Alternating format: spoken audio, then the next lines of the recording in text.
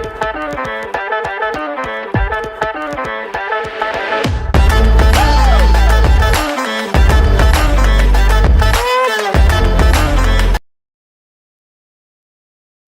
right, good morning, everybody. Welcome to the party. Today is Friday, February 7th, 2025. This is your Simply Cyber Daily Cyber Threat Brief podcast, episode number 809.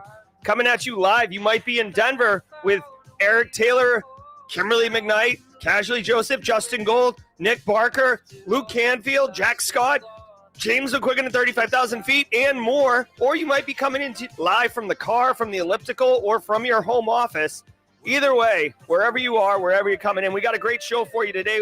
Over the next hour, me, you, Phil Stafford, Marlon Johnson, Aiden down in Big Texas, Dusty Carlisle, Tom Bishop on the boot, Steve McMichael in the great country of Canada, possibly the 51st state. We are all going to be shredding the top cybersecurity news stories of the day, and I will be giving my expert opinion and analysis on each of those stories, on what it means to you as a practitioner. So what can we do with this information to help drive cyber risk reduction down for our business stakeholders, both tactically, so like, you got to patch it kind of things, and all the way to more geopolitical regulations, legislation, compliance standards, GRC mafia stuff.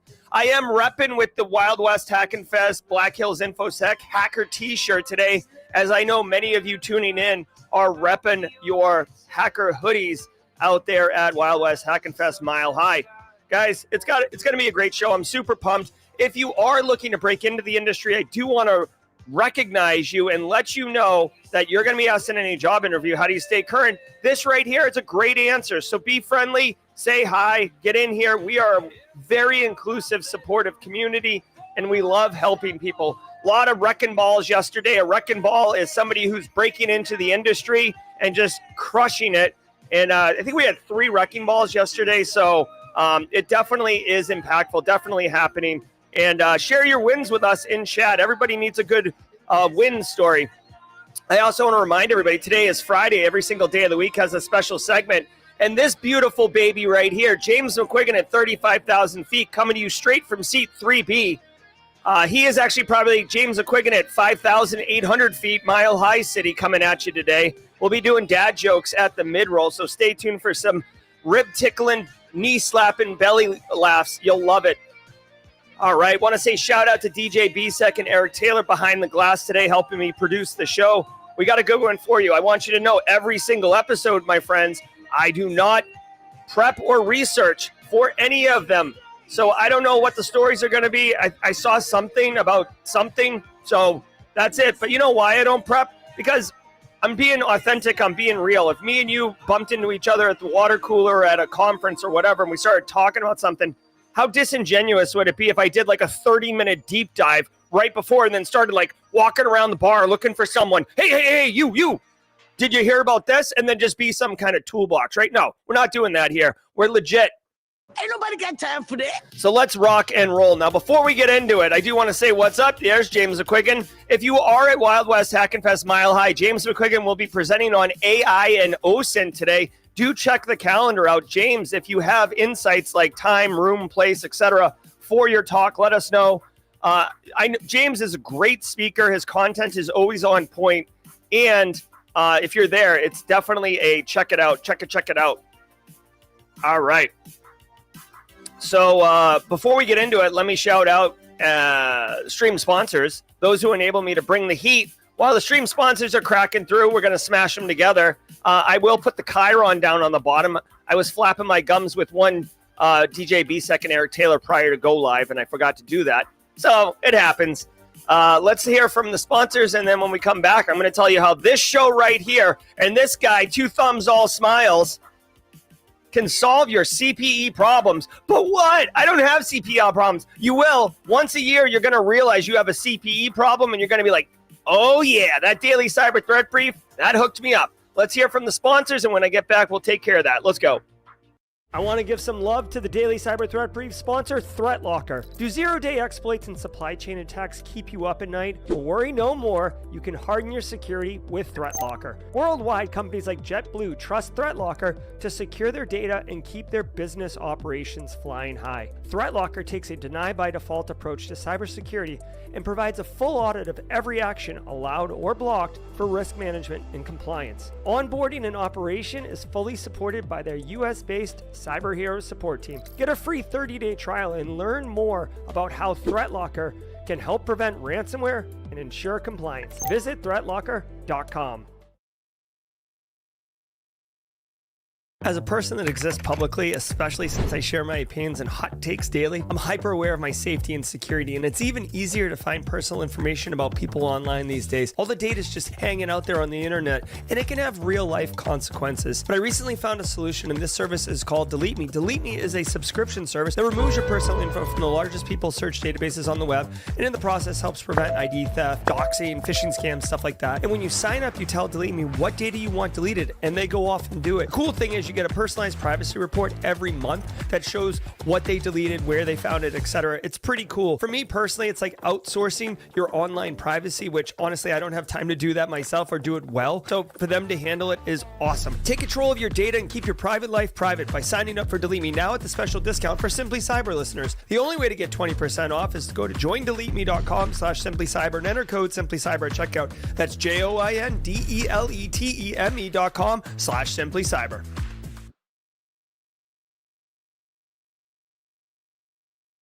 Best friends. Yep. All right. Hey, Space Tacos with the super chat.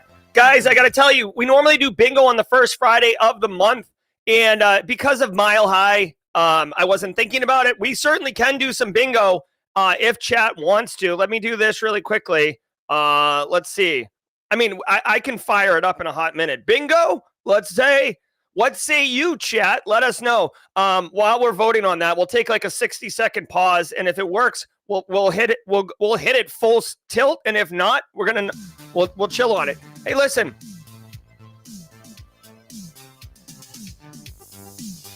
I don't know, Justin Gold. I can't tell if you're talking about bingo or not. So let me know in chat, guys. Hey, every single episode of the Daily Cyber Threat Brief is worth half a CPE. So say what's up in chat. Grab a screenshot right here. You see how Gustavo's like, "Hey, good morning. #Team SC." Boom. Gustavo gets a screenshot and half a CPE. You see Port Zero up in the upstate? Good morning, Rick. Good to see you. #Team SC. Boom. Rick gets a half a CPE. You picking up what I'm putting down, baby? All right. So just grab it up, grab a screenshot, and then once a year, count them up. You can get, Kayla Sturgeon did the math. You can get up to 120 CPEs if we're clicking on all cylinders, which we typically are.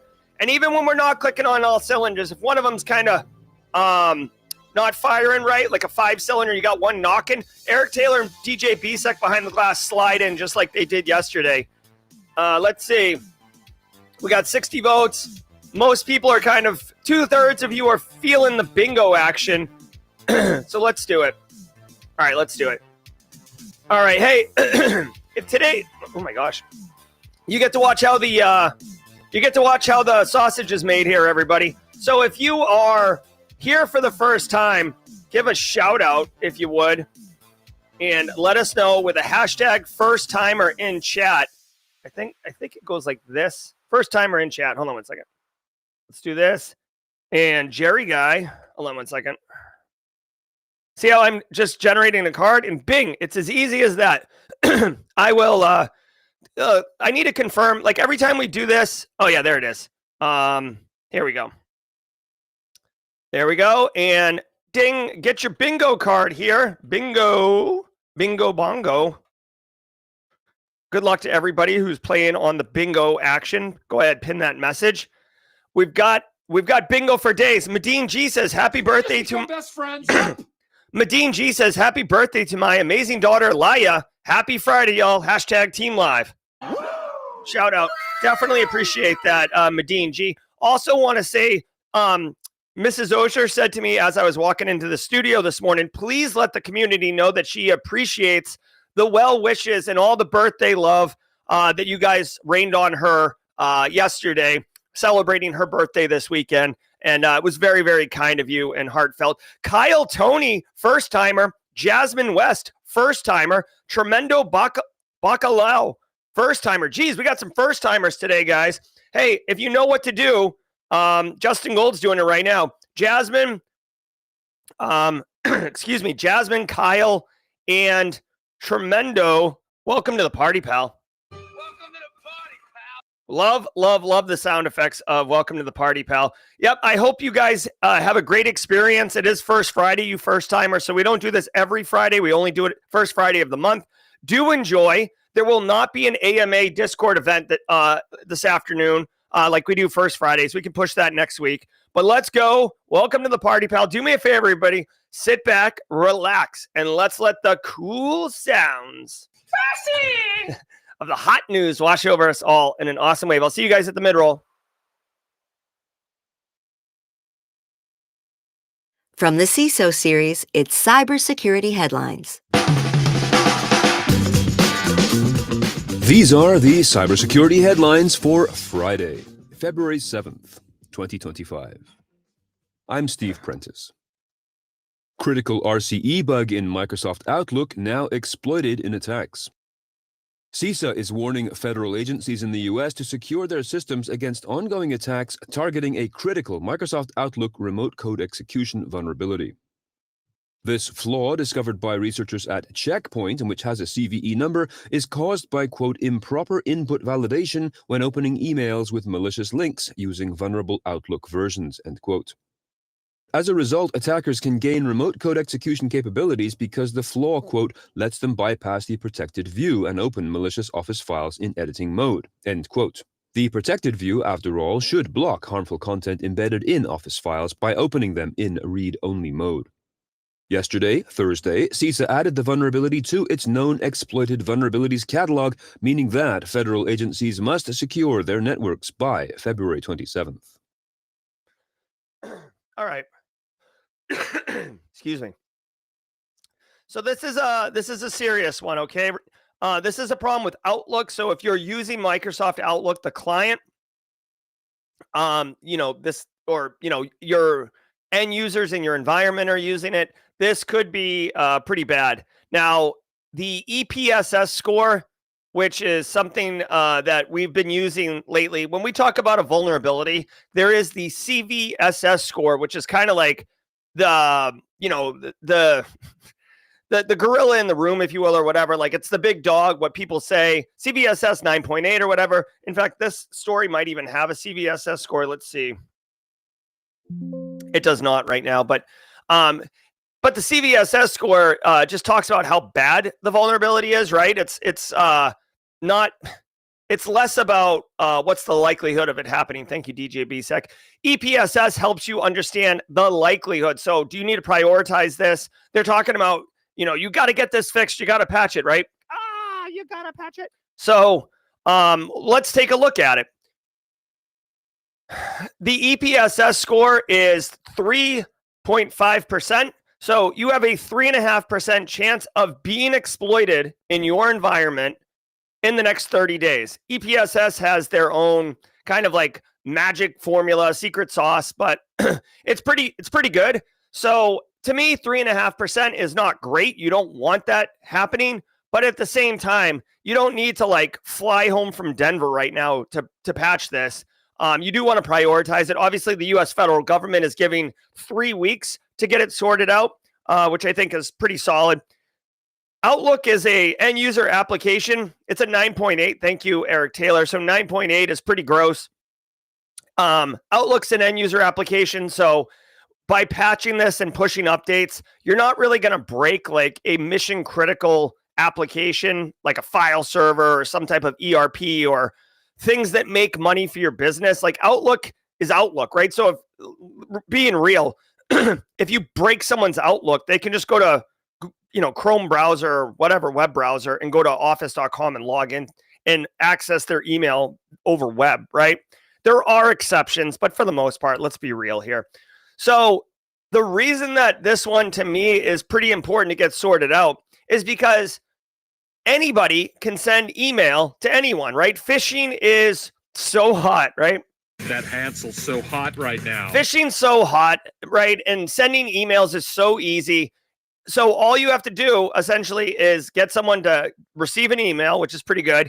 And then the defensive mechanisms that Outlook has by default of not doing read-only on files. Fleetus posted with the gifted subs. Thanks, Fleetus. If you're one of the 10 people picking up gifted subs like Craig Bartley, Kevin Lucas, Larry Shockey, Jeremy J, do say thank you to Fleetus. Thanks, Fleetus. Fleetus, I actually saw you in the pictures at Denver too, so I hope you're enjoying that and high-fiving with everybody. Because the attack vector is so strong, and you can get people, and you can have code run inside Outlook when it should be read-only. Essentially, this is like a harken back to yesteryear where you would open an Excel or Microsoft Word document and it would detonate macros. It's kind of similar to that. Get this sorted out. You yourself, if you are using Outlook as a practitioner, you absolutely should patch this, right? You gotta patch it. It's easy to patch yourself, right? The final thing I'll say about this is the known exploited vulnerability catalog. Wading through logs with gifted subs. Thank you, Wading through logs, aka Wade Wells, for the gifted subs. If you're one of the people picking up those gifted subs, like 2K Nola, Lintonio Burke, White Mage, go ahead, Melissa Ann, go ahead and thank you, Wading through logs. Thanks, Wade. That was cool. The known exploited vulnerability catalog, or KEV, that CISA currently maintains. It's honestly under the new administration. I don't know. DHS is reprioritizing CISA and the mission, so this may or may not continue to be supported. But as of right now, it is.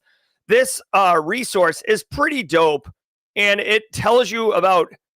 Like, CISA has threat telemetry or threat intelligence and knows attacks that are coming in and affecting people. So when they put something on the KEV catalog, they know that threat actors are actively exploiting it. James McQuiggan with 10 gifted subs. We're on a train now. Thanks, James McQuiggan. So if you're one of the people picking up gifted subs like James Guile, Unit, Carmander626, Sean, go ahead and give a shout out to James McQuiggan at 35,000 feet. Thank you all so very much. And thanks, ZMF. Let's keep cracking. By the way, shout out to Mara Levy. If you guys didn't see Kim Suki uses. If you guys didn't see the little hidden Easter egg, let me take a sip of my coffee. I've put a sticker on the bottom of my coffee cup that Mara Levy designed and handed to me personally. I do love it, Mara, and I was super pumped to put it on the bottom of the coffee cup. Love it. ForceCopy malware to steal browser stored credentials. According to researchers at South Korea's Anlab Security Intelligence Center, the hacking group associated with North Korea is apparently conducting spear phishing attacks to deliver an information stealer malware called ForceCopy, ForceCopy as one word. This starts, as usual, with a phishing email that includes a Windows shortcut, specifically an LNK file, disguised as a Microsoft Office or PDF document. This attachment activates PowerShell or MSHTA.exe, which is a legitimate Microsoft file that runs HTML application files. This procedure deploys a Trojan named Pebble Dash, along with a proxy malware that maintains persistent communications with an external network. The Treasury... All right. Here we go. Get ready for, friggin' cyber tech word rapid fire round, okay? So first of all, shout out to whatever AI artwork. This is clearly like a Guy Fawkes mask, but like it looks like Guy Fawkes and the Terminator franchise had a baby, and like that's what this is. So I'm not gonna lie, I low key like it. You know what I mean? It's got aura. I think that's the right way to use that. Gen Z, let me know in chat if I'm using it correct or incorrectly.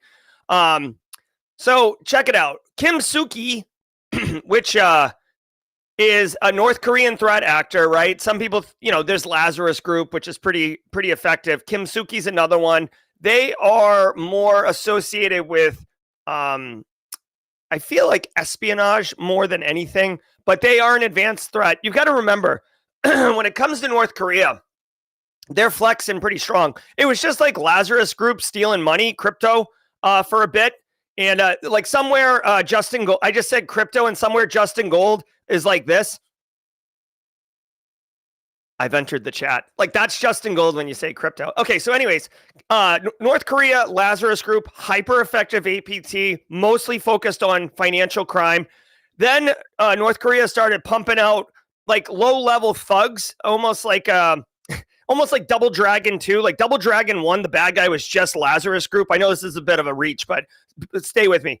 Double Dragon 2, they started cranking out like mini bosses, and North Korea started doing like fake job applications and infecting people one by one, or getting hired into companies, like as reported, KnowBe4 had an incident, and then getting, basically the computers sent to them and then infected and everything like that. Those are like low level submissions and stuff like that, right? That's like a fetch quest you do in Skyrim.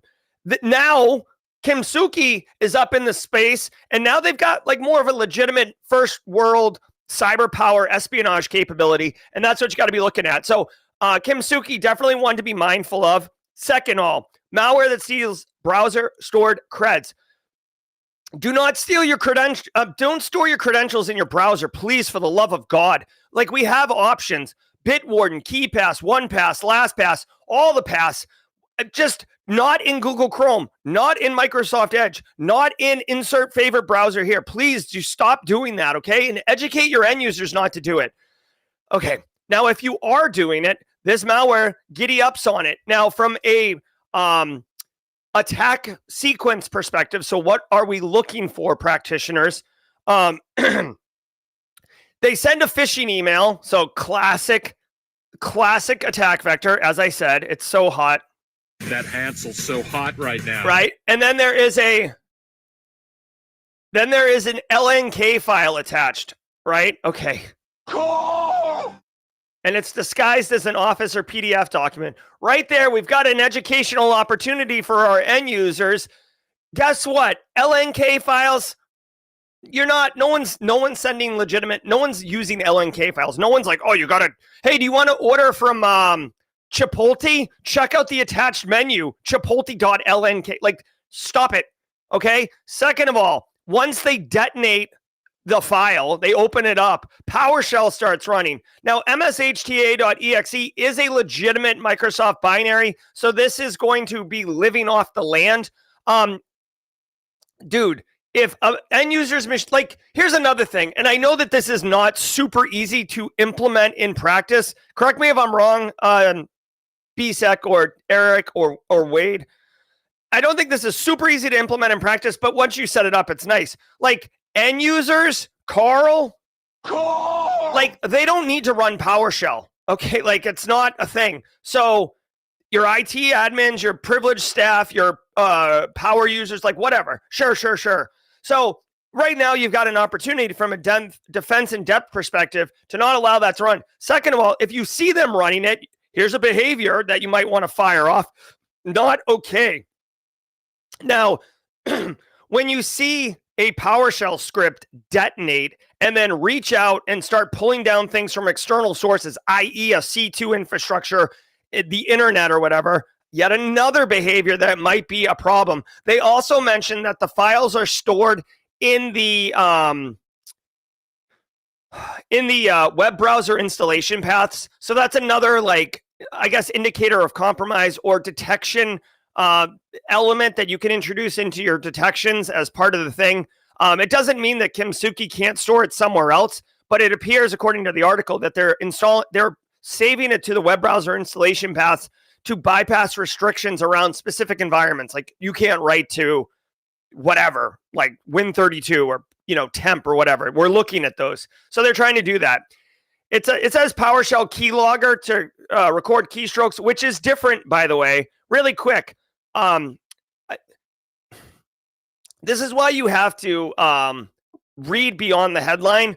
This headline says browser-based stored credentials, and I just blew my face off here saying, make sure you don't save your creds in the browser, which is best practice, okay? But this particular attack sequence installs a keylogger. So whether you're installing it in the browser or in the most encrypted offline key password database. It's a keylogger, y'all. When you log in to anything, it's capturing your keystrokes. When you fat finger an email, it's capturing your keystrokes. So it's going to send that. Not a good one. So be mindful of this. There's a lot of opportunity here to detect this attack and prevent it. I definitely would think that you can go somewhere to get IOCs and detections for this particular attack. Agrees to block additional Doge staff from accessing sensitive payment systems. Following up on a story we covered on Wednesday, the Treasury Department has now agreed to temporarily block all but 2 members of the Trump administration's Department of Government Efficiency team, that is DOGE, D-O-G-E, from accessing sensitive payment records and to limit their access to read-only, this according to a Wednesday court filing. This follows a lawsuit that union groups filed against Treasury Secretary Scott Bessent on Monday. The 2 members who are still allowed access are Tom Krause, who is the CEO of a company that owns Citrix and other technology firms, and his employee Marco Ellis. Some news outlets have reported that, quote, Doge has full access to the Treasury payment systems and has the ability to write code controlling most payments made by the federal government, end quote. Okay. So this story really doesn't have anything to do with cybersecurity. However, because I'm GRC Mafia, proud card-carrying member, I am going to give a lesson here. Get your more you know emotes ready. I'm about to data mine the living crap out of this story. Check it out. You know what the TLDR on this story is? Appropriate permissions for users in environment. It doesn't matter that it's the Department of Treasury. It doesn't matter that it's Doge. Here's the deal. Essentially, Doge staff are auditing and looking at sensitive systems. And part of the issue is that they wanted like full access, but what they need and what auditors need is read-only access. You do not need to write. In fact, I would argue when auditors do come into your environment or anyone comes into your environment, give them the appropriate permissions they need. If you give them read-only permissions, you know what they can't do? Accidentally Plaxico burst their leg at the club. They don't accidentally delete something, update something, change something, modify something. You have peace of mind to know that it's read-only and it's appropriate. Okay? Second thing that they pointed out in the story, they said the only 2, they got rid of a bunch of access and the only 2 people left is like the CEO of Citrix and somebody else. Okay, I don't research or prep these stories, so I have no idea. Maybe there's a perfectly legitimate reason why the CEO of Citrix needs access to a Department of Treasury sensitive system. But in my experience, guess what? Like executives, CEOs, business people, they need access to Outlook and they need access to like Zoom, okay? They don't need access to sensitive payment systems. They're not doing those things. They are business people doing strategy. They need access to Google Meet or Zoom or phone calls or text messaging, right? They're not going in and looking at database schema on a Department of Treasury sensitive system. They're not going in and writing rules around financial processing. They're literally meeting with the people who make those moves and saying, I want you to do this. Thank you. Report back when you're done. So why the CEO of any company has access in here is beyond me. But hey, who am I? I'm just some nerd who tries to data mine GRC value out of stories, all right? So, anyways, make sure your access is right. And oh, hey, bonus story, because I'm feeling spicy here. Hold on one second. Spicy! Bonus story. This is a reality. Okay, and I get it. As much as your Active Directory is a dumpster fire, right? I this is a reality, and it's one that we don't get away from. But I do want to say, for all the people who are breaking in or just starting their cyber career journey or pivoting in or whatever, let me let you in on a little secret that no one talks about, and it's gross, but it's a reality. Okay, and if you vibe with me on this one, please drop a hashtag preach in chat. Okay. when a new user comes in the environment, right? Like, let's say that Space Tacos has been there for 25 years, right? And Space Tacos is like, I'm probably going to retire in the next couple of years. And they're like, let's get your replacement in line because we do succession planning here. And we're a wicked smart, big brain company. Yes, sir. All right, let's do it. So then in comes, little Johnny. And Johnny's like, hi, I'm Johnny, and I'm super amped up to be here. First day on the job. What can I do? And you're like, I love your infectious attitude. I love your proactivity, Johnny. You're going to be working with Space Tacos. And then Space Tacos is like, yes, sir. Let's go, Johnny. And then they're like, well, what? Johnny doesn't have access to anything. And then this is the problem. This is where it happens. Someone sends an email and says, hey, Johnny just started today. He's going to be mirroring Space Tacos. Go ahead and give him the same access Space Taco has. That's a problem because you know what happened? Space Taco has accumulated tons of access over her career at the company, right? Or insert person here. Access to systems they don't need. Access to all these things. People complain and squeak, squeak, squeak when they don't have access to a system, and then they get a bunch of oil. Nobody squeaks. Nobody complains when they no longer need access to a system. They just stop using it. But the access persists because IT doesn't give a crap. Not IT, the department, like technology itself doesn't care. So you just gave some guy who's got 15 minutes of experience in the field access to everything. That is a real problem, and it's one that persists today. It happens all the time. And when you get into true role-based access and doing it correctly and all these things, that's what happens.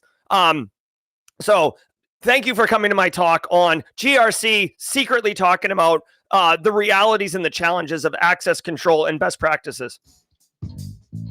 Thanks to today's episode sponsor, ThreatLocker. ThreatLocker is a global leader in zero-trust endpoint security, offering cybersecurity controls to protect businesses from zero-day attacks and ransomware.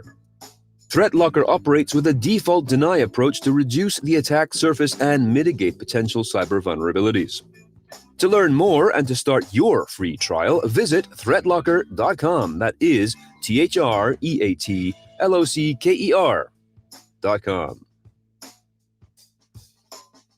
All right. Hold on. Did I run 3? I only ran 2 ads, right? I don't think I ran the Anti-Siphon one. Check this out. Really quickly, y'all. We are at the mid-roll. We are going to be doing James McQuiggan jokes at 35,000 feet or 5,100 feet, Mile High City. But first, a quick word from Anti-Siphon, and then we're going to drop into Simple Minds. Everybody loves it. Let's go. Do you want cutting-edge, high-quality cybersecurity education, regardless of financial position? Check this out. I want to give some love and some praise to Anti-Siphon Training, powered by Black Hills Information Security. Anti-Siphon Training is absolutely disrupting the traditional cybersecurity training industry by providing high-quality, cutting-edge education to everyone, regardless of financial position. They bring industry professionals with years and years of experience into the classroom to teach you and anyone else who's interested practical skills that are in demand in the market today. And on top of that, the student experience is amazing as you and hundreds or thousands in some instances of other students are actively engaging, networking, sharing tips, tricks, and experiences with each other, all live in the classroom. Go to antisiphontraining.com, check out their course calendar to see what courses they have coming up next. You won't regret it.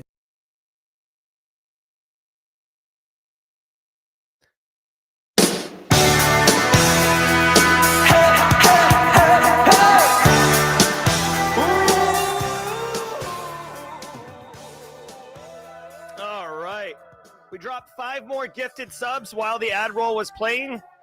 Compliments of me. So welcome 5 more members to the squad. Definitely appreciate it. Guys, we're at the mid-roll. I want to say thank you to all of you. Thank you for being here. Whether you're in Denver, you're remote. I got to tell you, I thought my FOMO would be stronger.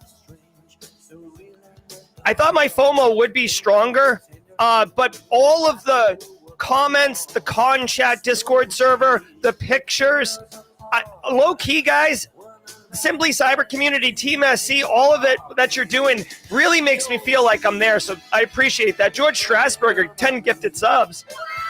There we go.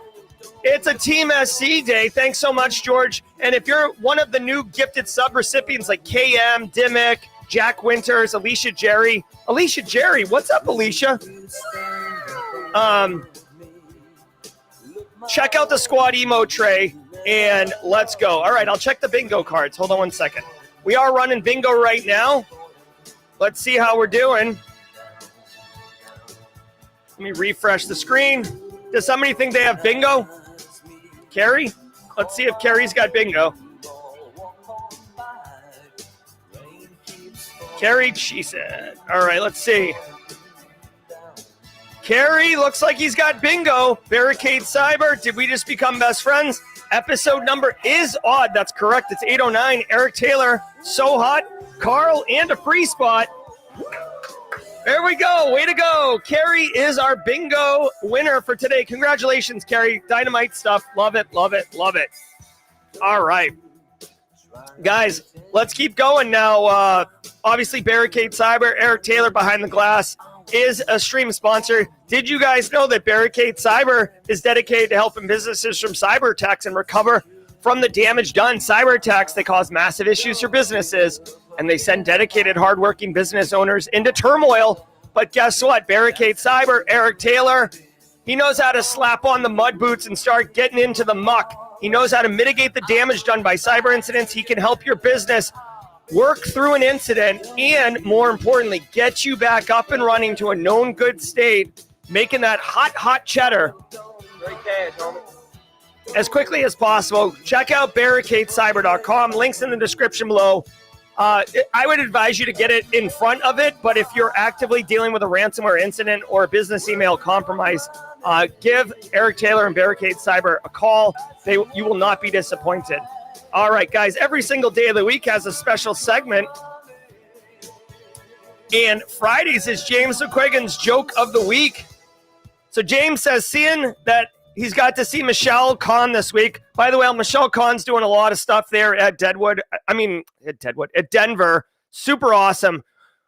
What did the doctor say when I told him I was addicted to Instagram? He says, I'm not following you. I'm not following you. All right. Why don't cybersecurity professionals sit in the center seat on an airplane? Well, first of all, I'm just going to say as a quick aside, James McQuiggan's first class always. So there is no middle seat. But for us regular folks, why don't cyber professionals sit in the center seat on an airplane? They don't want to be man in the middle. They don't want to be man in the middle. And then James wants you to know that he recently watched a movie about databases. It was so good. Guys, I don't know if you saw it. It starred Chris Helmsworth and Angelina Jolie, that new movie about databases. James said he saw it. He said it was so good. He's actually looking forward to the sequel, the SQL, the sequel. Oh, my God. Oh, my God. James McQuiggan at 35,000 feet. Thank you so much for the jokes. Hilarious. Again, James McQuiggan presenting today at Wild West Hack and Fest. Yep. I was watching a quantum documentary last night, and Priceless Pancakes was somehow confused and not confused at the same times. That was a bad joke. Wife also fell asleep. Thanks for the super chat, Priceless Pancake. All right, guys. Alpha Sierra is going to lead us off, but everybody is invited, including first-timers. Drop your la-la-la-la-las in chat as we round out and get back into the news.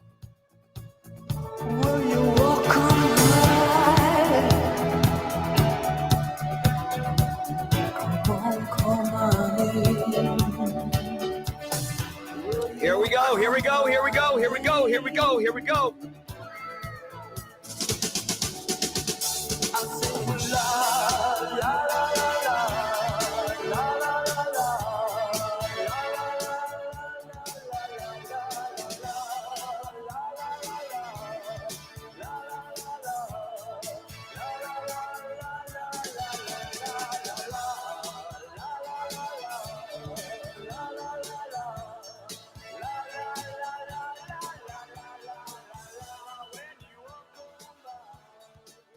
Oh my God, so good, so good. And as always, I promise you, if you hear that song in an elevator, in a Kohl's, women's department, in an airport, you will think of Simply Cyber. Hey, Matthew Drew Elo earned his Security Plus last night. says, such a positive community, hashtag Team SE. It's incredibly refreshing to see everyone motivated and guiding others. You've created something great.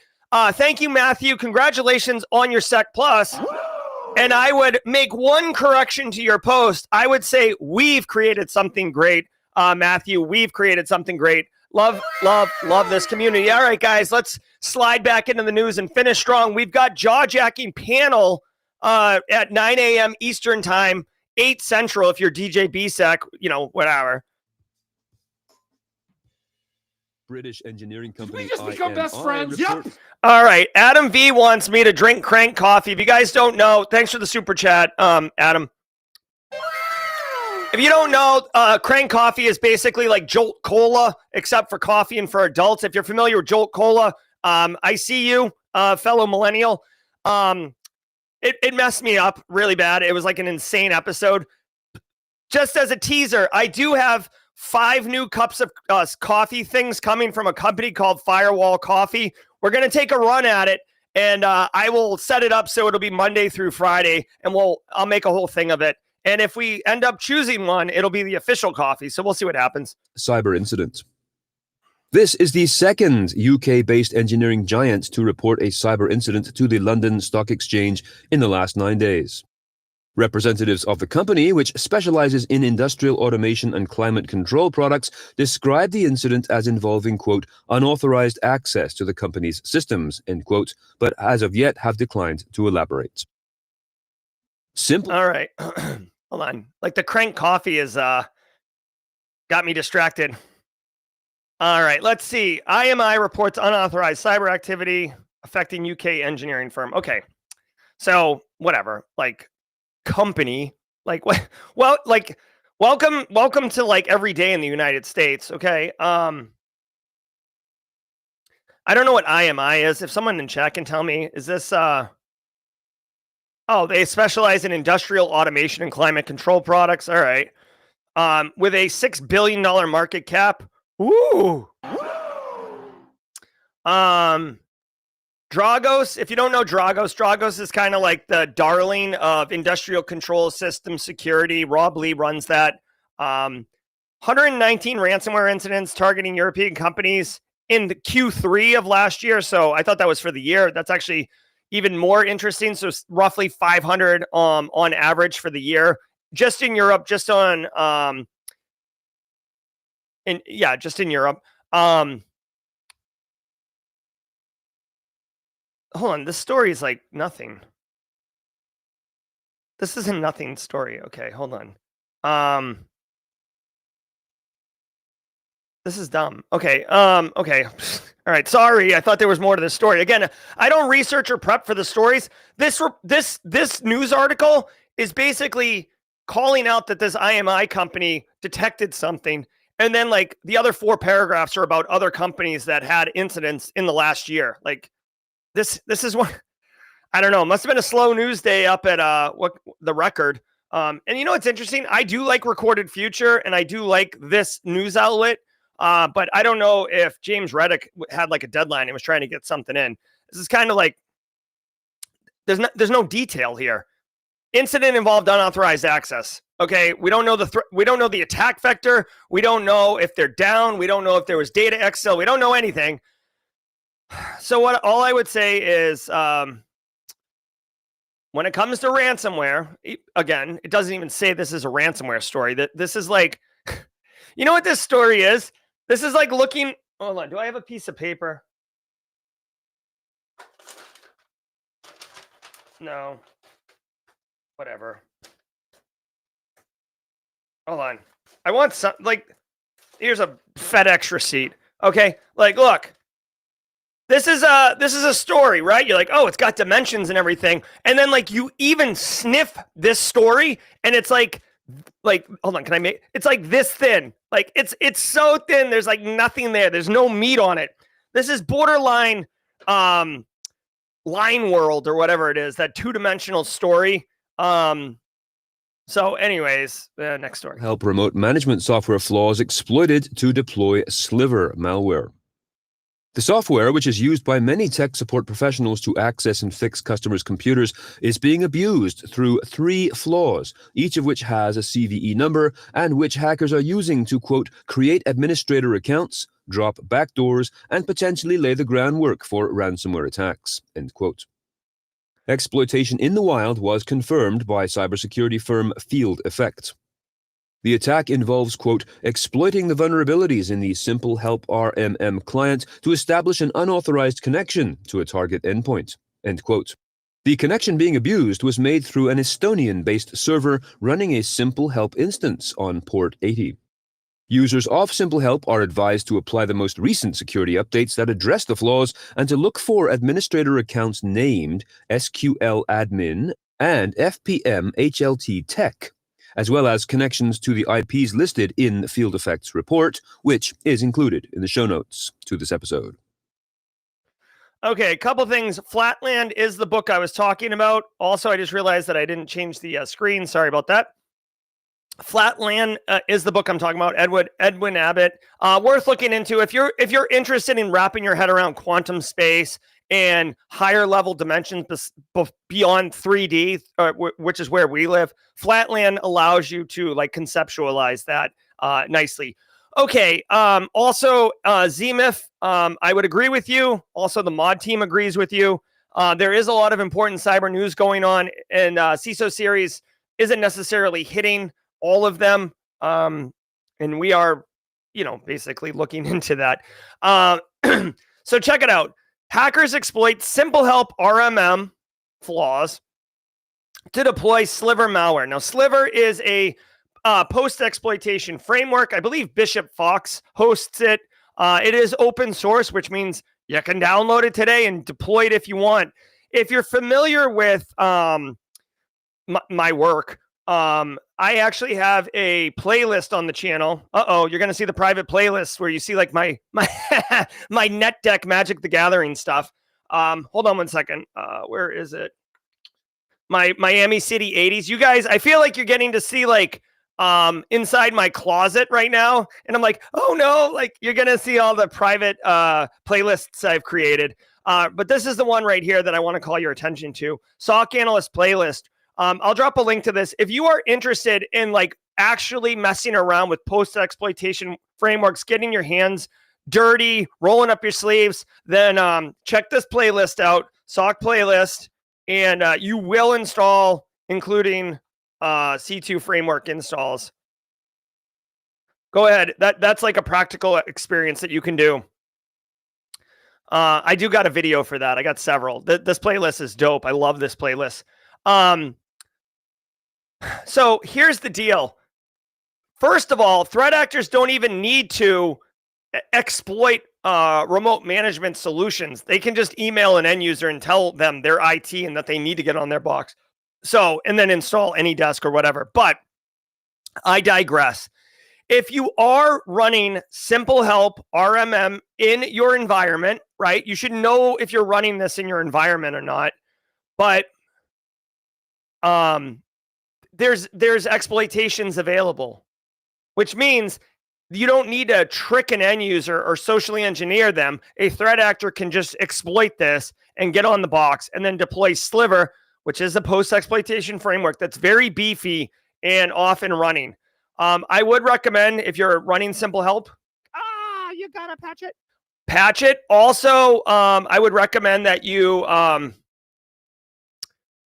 there is some IOCs that you can look for in here, including the establishment of new admin accounts. One's called sqladmin, which would kind of hide in there. But then at the same time, they mentioned another user account name, FPM-HLT-TECH. So if you see this username in your environment, that's become best friends. Yep. Okay, so hey, Jess Bishop. Love myself some Jess Bishop. Long-time squad member and great community member. It's great to see you, Jess, as always. Hope the ghost hunting's going well as well.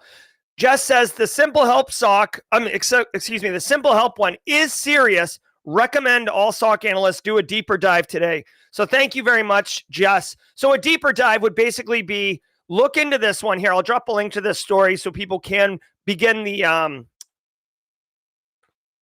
adventure. What I do want to say is, one, there's an IP address that you can see attackers connect from. This is probably burned already, the fact that it's already in the story. So threat actors can stand up new IP infrastructure pretty easily. Go check out David Bianco's Pyramid of Pain. But what I would recommend is check this out. If you're looking to break into the industry, if you're looking to interview for SOC jobs, etc., this would be a great one to look at and understand what is happening, how is it happening, what are the indicators of compromise, what kind of detections would you put in, and if you want bonus points in the interview, how you might go threat hunting.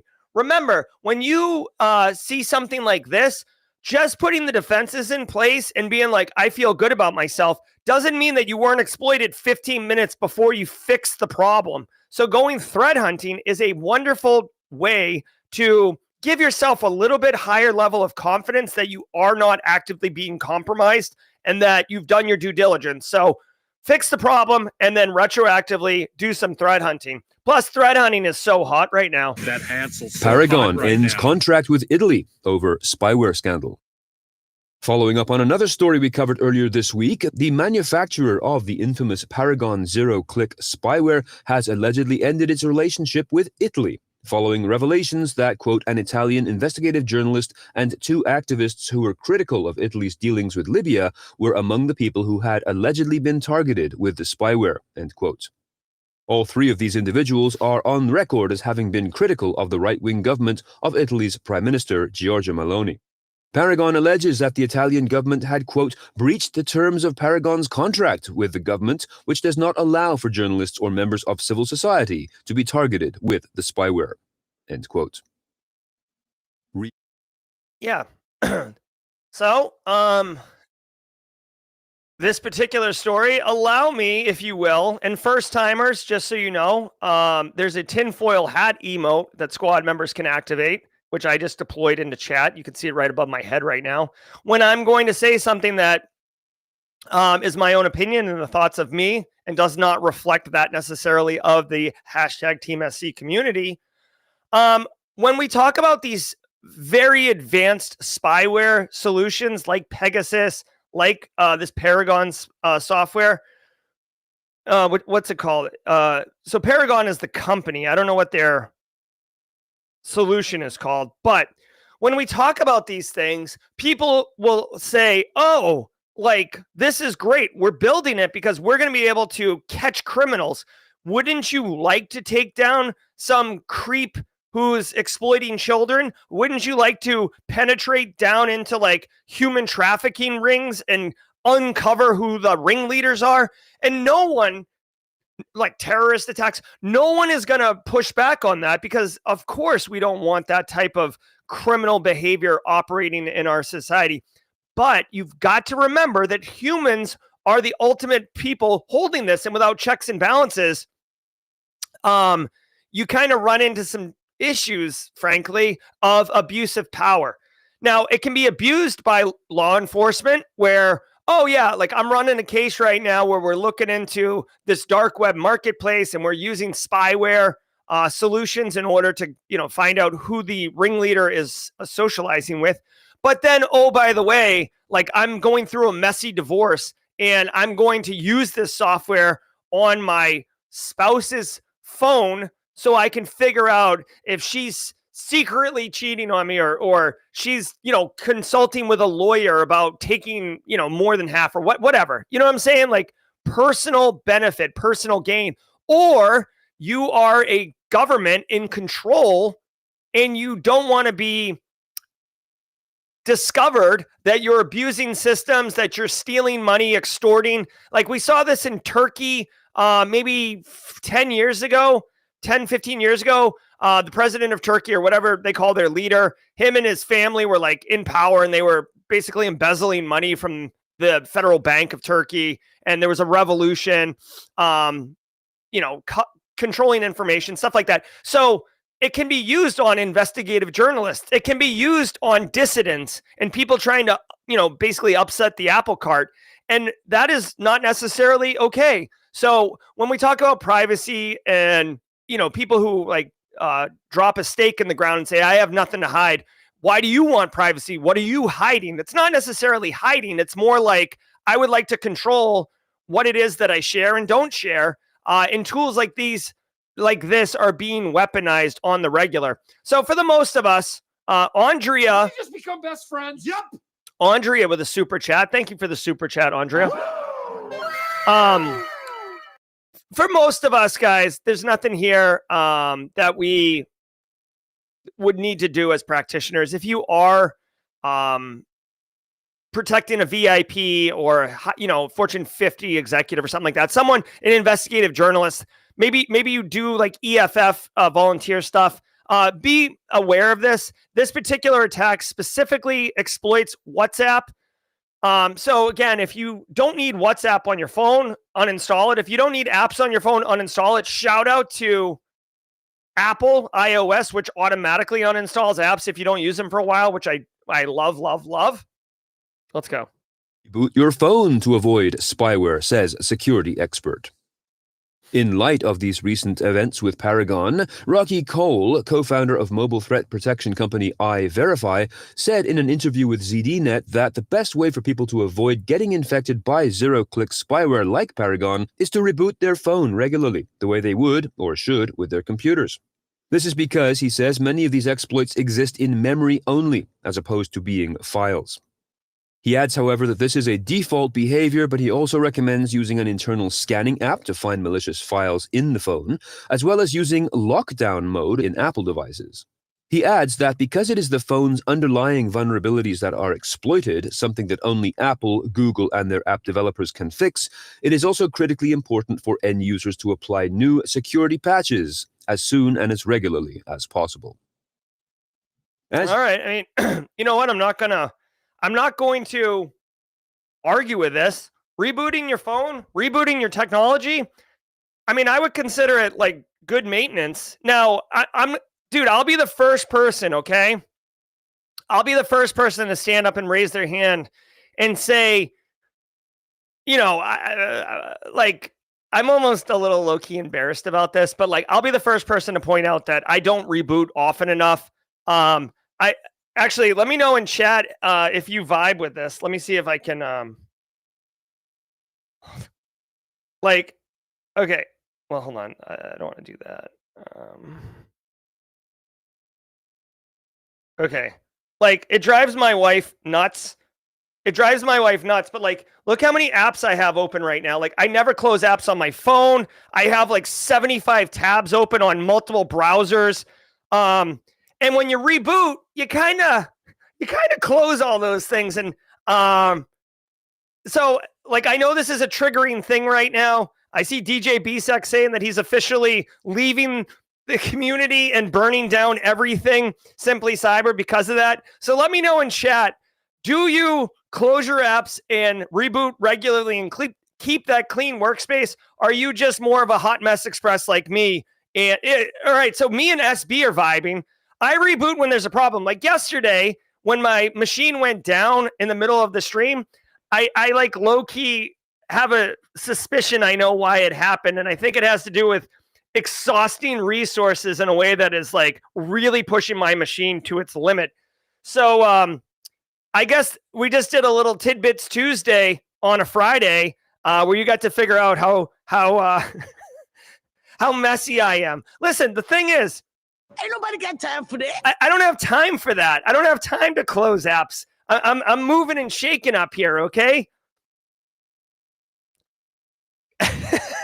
I seriously am blushing. I'm a little embarrassed about how literally my wife will take my phone from me occasionally and close all the apps because it just drives her nuts. Another thing that probably is going to trigger people here too. Let me make sure there's nothing sensitive here. Another thing that might trigger people too. Do you see how many unread emails I have? Right there, 167,000. I don't know if that bothers people also. But I don't have time to read emails. Ain't nobody got time for that. Okay, well, let's transition before people start losing their mind. All right, let's go.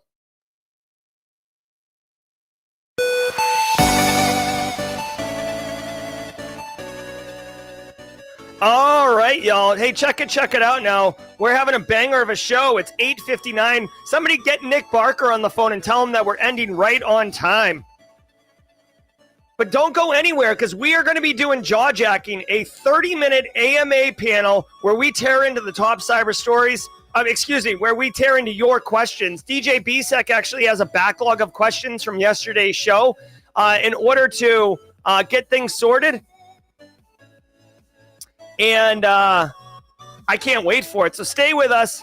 And I'm Jerry from Simply Cyber. This has been episode 809 of your daily cyber threat brief. I hope you enjoyed it. I hope you got value. Shout out to Kerry for winning bingo. Shout out to James McQuiggan for the jokes. Don't go anywhere. Let's get jawjacking, y'all. Ever wonder what it takes to break into cybersecurity? Join us every weekday for Jawjacking, where industry experts answer your burning questions about the cybersecurity field. Live, unfiltered, and totally free. Let's level up together. It's time for some Jawjacking.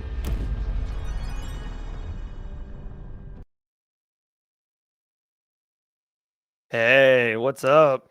Who's this guy? Wait a minute. I can't see anything. I can't see it all. Oh, now we're talking. What's up, everybody? Welcome to the party.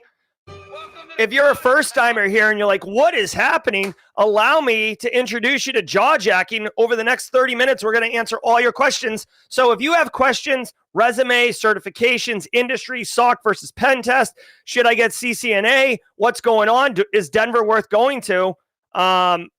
We're here to answer all of them. We do panels on Friday, so let me introduce you to your panelists. Today, we've got my good friend behind the glass, DJ BSEC. What's up, DJ BSEC? So I was like this, and then you said you didn't shut anything down, and I went like this. You hear the record scratch? Yeah. All right.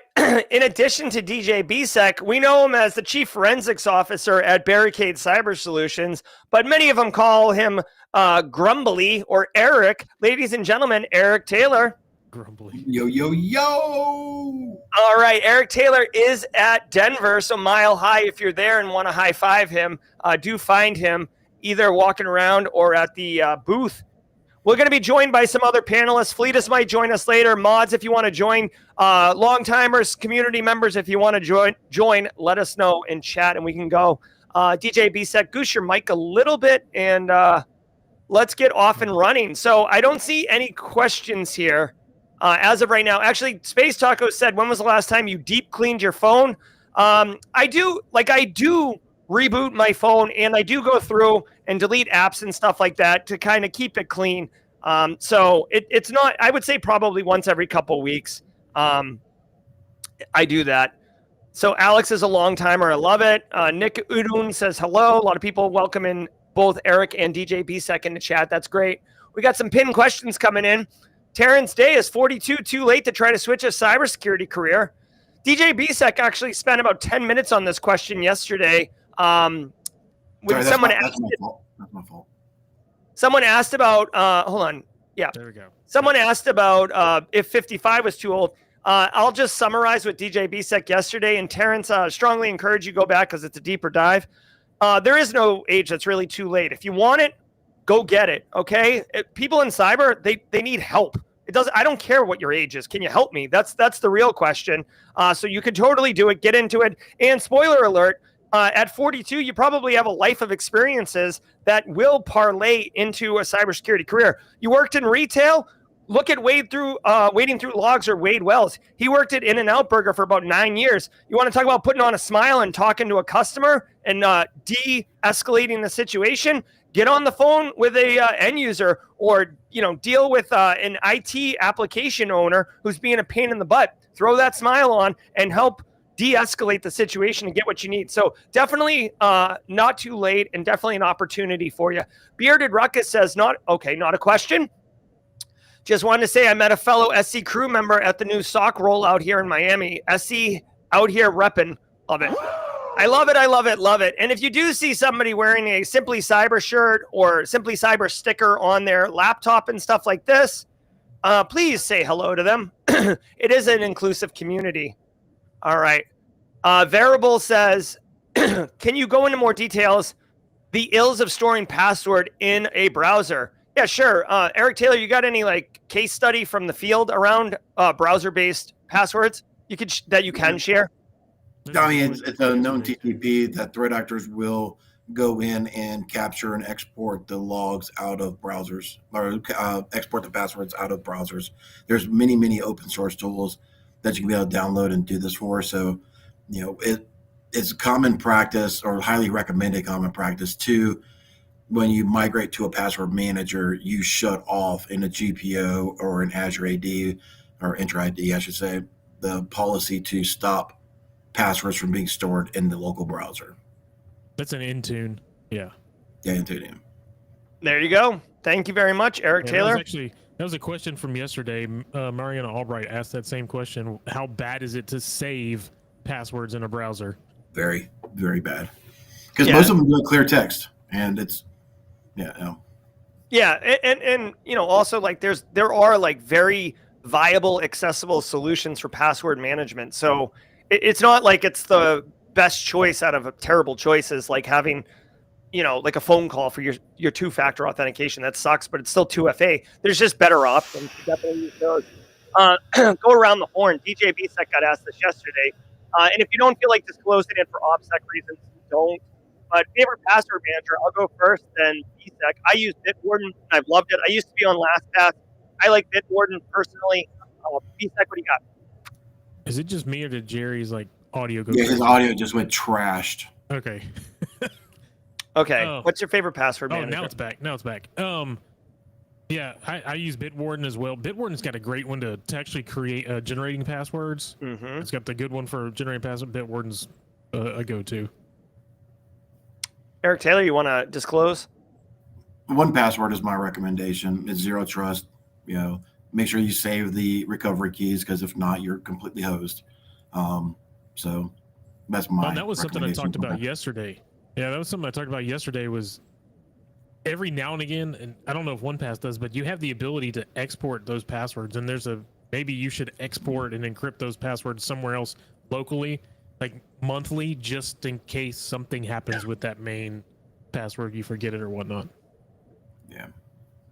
There we go. And I will say, I don't know, Sean Spratt saying, how is the Apple password integration? I will say, I don't fully know if your question is this, but Bitwarden like natively integrates with iOS. So like you can change it from whatever Apple's iCloud keychain thing is. You could change it to Bitwarden. So naturally, when you're using your phone and stuff, Bitwarden will take priority, if you will.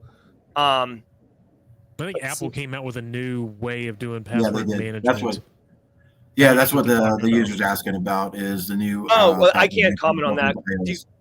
Eric or BSEC, you got thoughts on it? Or do you know anything about it? I don't know about it.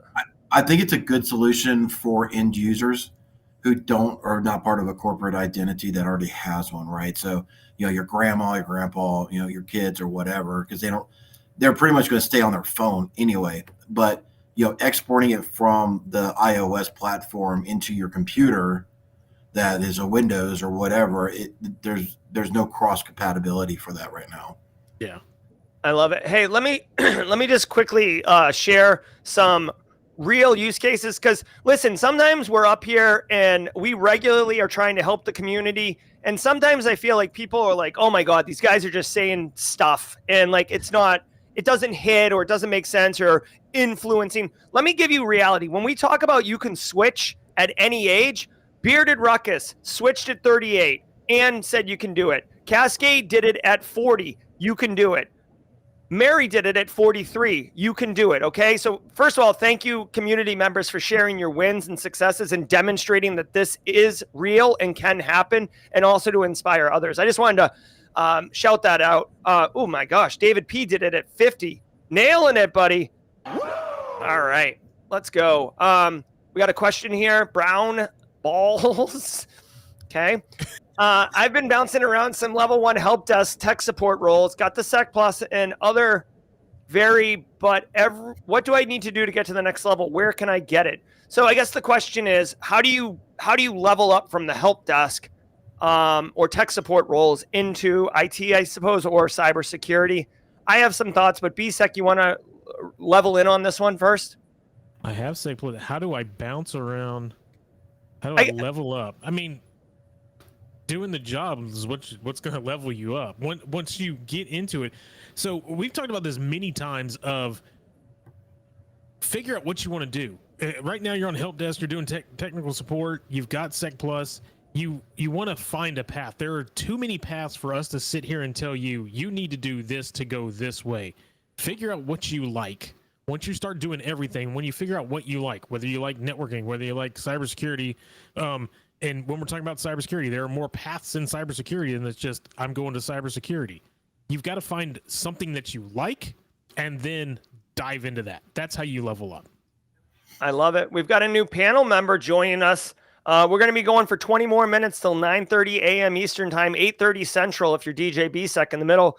Guys, he's been on the panel a bunch of times. He's becoming a regular up in here. Love this guy. Ladies and gentlemen, Fleetus Poston coming to you from the hotel room, Team Sippy Cup. What's up, Fleetus? Good morning. I love it. Fleetus coming in. Okay, hold on. Are we using green backdrops? Because his backdrop is just like mine. Like I almost looked over my shoulder to see where the hell he was at. That is funny. funny. Sitting on the bed next to each other. Hey, we're not talking about our pillow talk. We're not going to talk about our pillow talk on this. That's for off air. Okay. That's funny. Hey, Fleetus, you're coming in hot, so let's just throw you into the frying pan. This person's a help desk tech, and they want to level up. What's the number one thing you would tell them? Be curious, ask questions, be humble. There you go. Great advice. And just, level up. And I would even say, like, cozy up to the InfoSec team. Ask them how you in your current role, how you can help them achieve their mission. Okay? If you have the opportunity, and I don't know the size of your organization, see if you can just do a day in the life, or, hey, can you walk me through when you get to work, what is the first thing you look at before you break for lunch, or if they'll let you just do a job shadowing. Depending on what the sensitivity is, they may let their help desk in, because to be honest, most of your help desk can see the same systems as your security team, just not the same permission level. There you go. Unless you're like a lot of companies that just over permission the crap out of people. What's a good password solution for an entire company?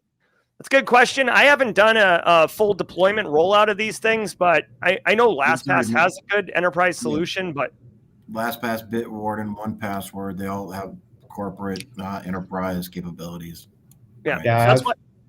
I was going to say, I've also been dabbling with Keeper, because it allows you to create a personal wallet and a corporate wallet. I don't know much about them yet, but I'm still dabbling to see what Keeper looks like. That's a cool option. And by the way, like as Eric just said, they all have corporate solutions. That's why the solutions are free to end users, because they're making their money off of the corporate one. And basically end users getting into it will adopt it, use it, and then become the standard. And then they bring it to the company. So that's that's what's up. If companies know browser password managers are bad, why do you think companies continue to offer them?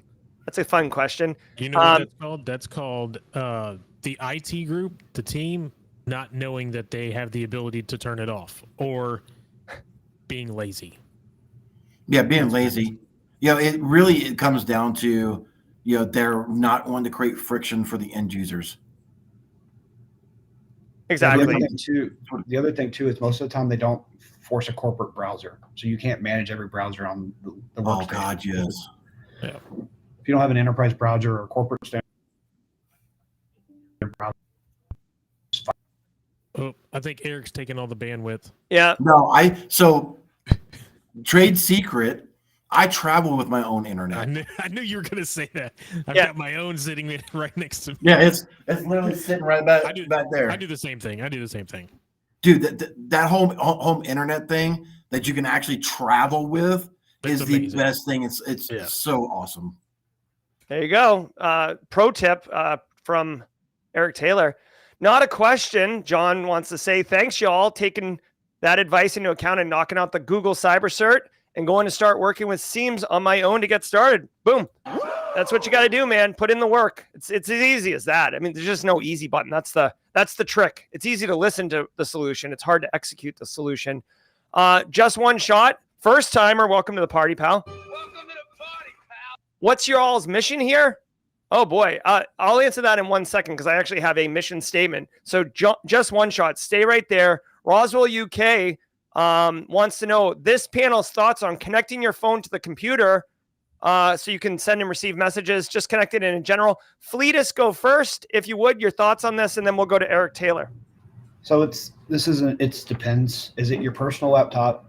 Do you know the security of it? I would never connect my phone directly to a corporate laptop. I'm just not willing to share. I don't even like charging my phone off my corporate laptop unless I'm very careful about charging off of it, but I have when I've traveled, just it's easier just to plug in the cable. But definitely don't connect your personal phone to a corporate laptop. Your personal, if you're an Apple person, having your Mac, your Apple ecosystem, go for it if it's all personal devices, but I would not connect your Android or your iPhone to your company laptop. Eric, you got thoughts on this? I just say your DLP policies are broken.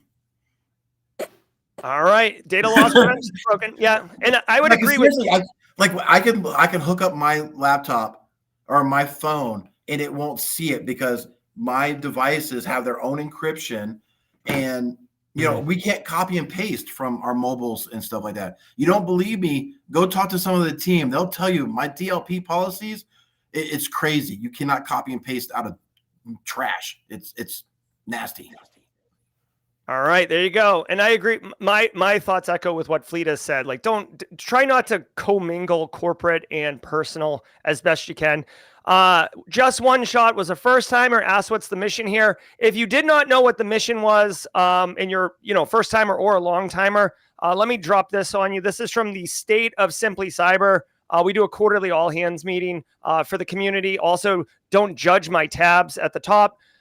Just one shot. The mission is crystal clear. We, this panel, the Simply Cyber community members, all of us, we're here to guide people through their cyber career journey with authentic, accessible education and community support.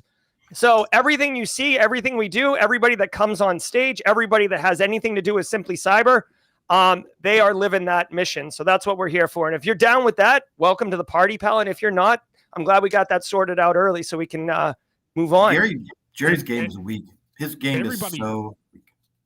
Everybody just saw why Jerry's machine crashes, because he has about 1,000 tabs open, just like he has 1,000 apps open on his phone. So here's the other thing. Where's your tab groups, Jerry? Put your tab groups together. Build tab groups. Like, I tried tab groups. That thing is no. Tab groups is too. It's too. Like, it gets messy. I need to be able to see all the tabs. Like fave icons. That's where it's at. I got visual. You're gonna have Eric jump out the window. Well, the good news is that was just one of my browsers. I'm not going to show you the other one. Oh God. I literally have like 5 different sessions, and each of them have like at least 50 tabs in them. Jerry pulls up his task manager and he's got like 10 gigs of RAM running for OBS, another 15 for Chrome, another 20 for Edge.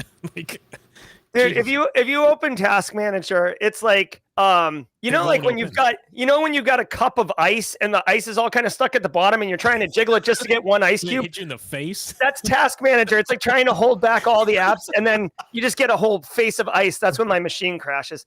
Okay. Just another IT nerd says, would you consider time as a Geek Squad agent, the time working as technical services engineer, primarily with older systems, 15 years, considered an advantage? Oh, yeah, for sure, dude.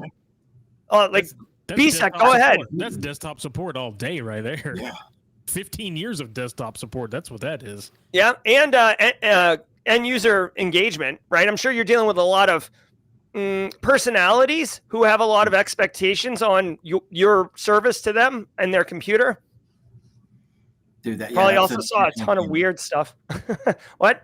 That is an excellent candidate. I mean, I know the big box stores use a lot of the tailored tools for their organization, like the legacy. Or I'm not sure if Best Buy still does it, but it used to be probably about 5 years ago, or definitely more, where Geek Squad and them had their own patented tech CD that they would use for all their diagnostics that everybody tried to get a hold of just to see what they were doing. So, using tools, doing diagnostics, things of that nature, you're getting the experience, you're dealing with the personalities and some of the weird stuff that comes in through the door that, can definitely talk for days, I'm sure. But, you've seen Windows XP still, you've seen Vista, you've seen ME still, right? I mean, it's, you know how things work differently on different platforms. So absolutely, that holds so much weight in going into that field. So I would say leave Geek Squad immediately and find a good help desk job because you're going to kill it.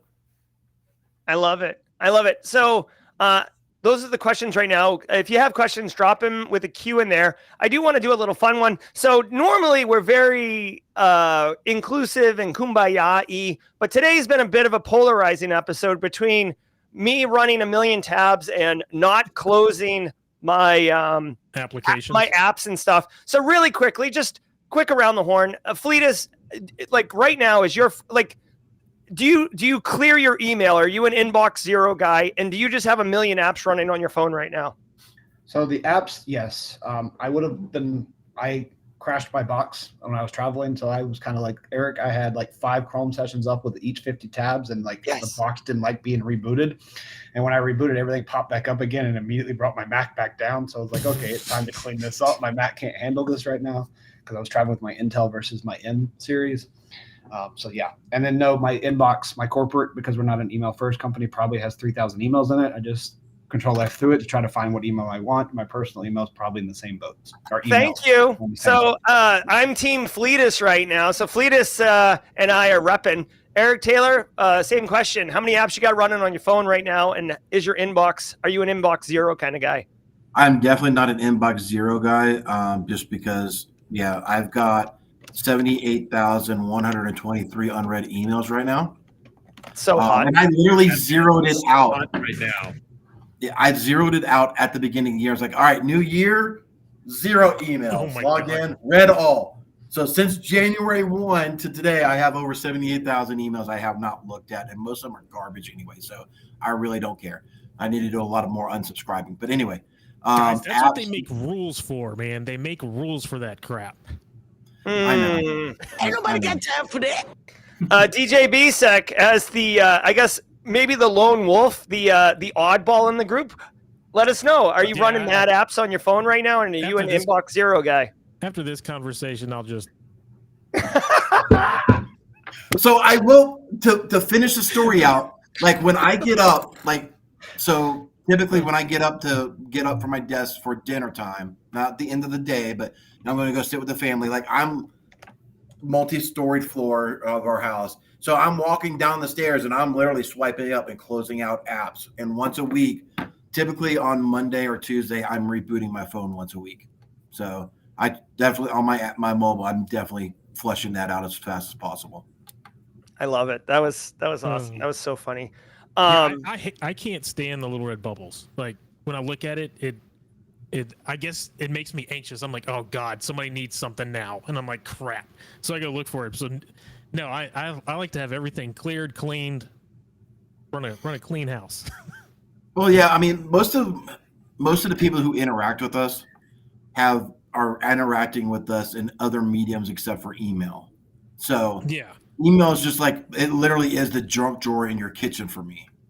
Like there are some things on my phone, they will never not have stuff unread. Like my threat intelligence feed, that thing's 1,300, 1,400, and I look at that daily and clear it. So it's constant. But to look up and see 100 and something thousand emails, Jerry, just delete the inbox. Good Lord. No, I'm just living, like I'm riding the lightning. You know what I mean? I check my email probably account, like I have one of the original Gmails, but my Gmail account's never going to be clean. To Eric's point, like it's so many subscriptions, I clear it out and Google. So my personal Gmail will never be zero. I just can't. Like by the time I 100 to 500 emails in it again, it's just terrible. Yeah.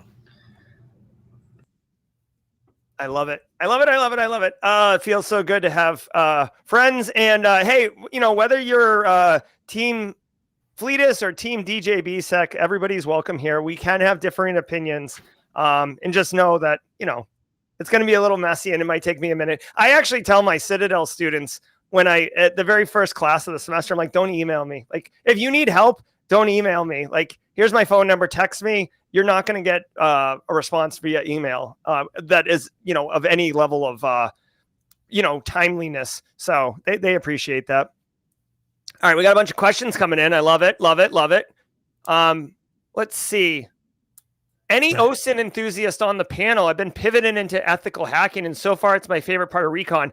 Well, first of all, I'll tell you, OSINT is the sexiest, coolest, funnest, most applicable part of, I would even say, cybersecurity. Like, it's just cool because you can use the skills for personal reasons immediately. You can help friends, you can help family. It's very, very cool.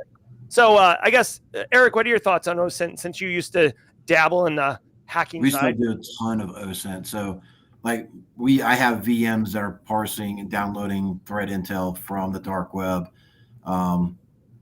Things that, yeah, I'm heavy into OSINT. So if you're at one of the conferences or something like that and have time to sit down and, get stupid over some Coke or milk or something like that, then we'll go through it. But yeah, OSINT is good. And love it. Because a lot of times you're going to have a company come to you like, oh, we had an incident 6 months ago. We don't know what's going on. And you have that historic threat intel and from that OSINT that you've been gathering for the past 3 years, just taking up terabytes upon data. And if you love OSINT, go find Michelle Kahn. Go follow him. Yeah, Michelle Kahn's great. He's actually doing a bunch of things at Mile High this week around OSINT. He's got a great class too. And he does his OSINT challenges every now and again on LinkedIn. Like, where am I? So it's fun. Careful. That's a rabbit hole that, like, for me personally, if I get stuck in it, it sucks. It ruins my day. Fleetus Sturperum IAS says, investigating network devices, a bunch of different things.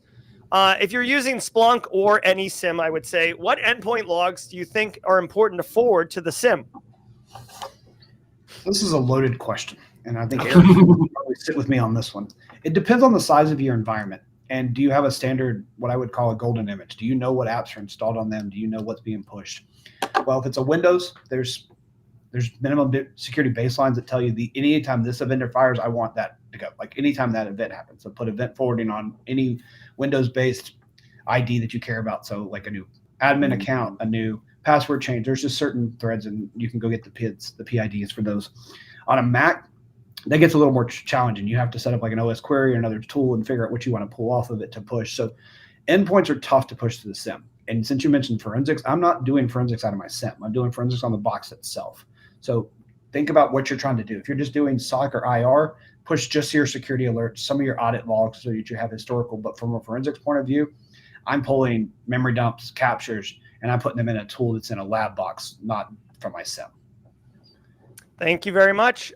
Quick hit right here. David Crawford wants to know, for the ISACA CISM, is it 3 years people management or systems management? I actually pulled up the ISACA CISM policy, which I'll drop in chat right now for everybody if you want. There doesn't mention anything about 3 years of requirement. The CISM requires 5 years. The C risk is 3 years. And it's 5 years of experience in information security management. So it's, if you're doing people management through like a GRC capability, end user awareness training, that is InfoSec. If you're, on an engineer configuring detection rules in a SIM or something, that's information security management. It's a very broad swath of requirement. And you can, they're trying to make sure that professionals get the cert, but at the same time, ISACA is financially motivated to get as many people in there as possible. So if you can, defend that it's InfoSec management experience, then you'll be fine. DJ BSEC, Trap Creates took a server sysadmin job after 3 months completing a year-long cyber contract. So he's got at least a year of cyber experience and then moved into sysadmin. No. We had the same thing yesterday. You're not going to be frowned upon about taking a job. You're still people need to realize IT and cybersecurity are like cousins. They're together. If you're going to do a systems admin job, guess what you're probably doing? You're probably patching the thing. You're probably doing some stuff that's probably cybersecurity. There are things that when everybody keeps talking about, hey, I'm going to go over to cyber, it's literally just it's not a step up. It's we're going horizontal into the stream and just working your way up on each side of the tree. That's all it is. You're not going to be frowned upon by taking a job. I love it. Also, yeah, Let me add to that one real quick. I think that's important to people to realize this, and I talked good heavily yesterday here at the conference.